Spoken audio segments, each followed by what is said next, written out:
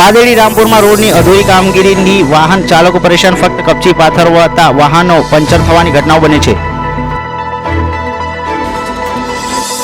લુણાવાડામાં પૂરા પગારના હુકમપત્રો વિધાયક સહાયકોને એનાયત કરાયા. ઉચ્ચ શિક્ષણ રાજ્ય મંત્રીના અધ્યક્ષતામાં કાર્યક્રમ યોજાયો. ભાવનગરમાં પૈસાની લેતી દેતી મામલે સુભાષનગરમાં 2 યુવક પર હુમલો, એકનું મોત, અન્ય એકની હાલત ગંભીર. તંત્રની ઘોર બેદરકારી. પાણોદ્રોની કાળી નદીમાં કેમિકલયુક્ત પાણી છોડવાથી પ્રાકૃતિક સંપદા ધરાવતા વિસ્તારમાં જળ પ્રદૂષણ, પશુઓના મોત. દારૂના વેપલા પર તરાપ. અમીરગઢ ચેકપોસ્ટ પરથી વિદેશી દારૂ ભરેલી કાર સાથે એકની અટકાયત, 3 શખ્સ ફરાર, કુલ ₹3.33 લાખનો મુદ્દો માલ જપ્ત.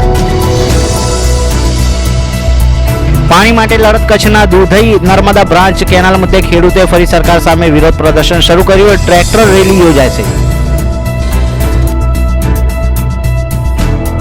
અમદાવાદમાં એક્ટિવા પર જતા 3 લોકો કોર્પોરેશનને ખોદેલો ખાડામાં પટકાયા. સ્થાનિકોએ બહાર કાઢી હોસ્પિટલ ખસેડ્યા.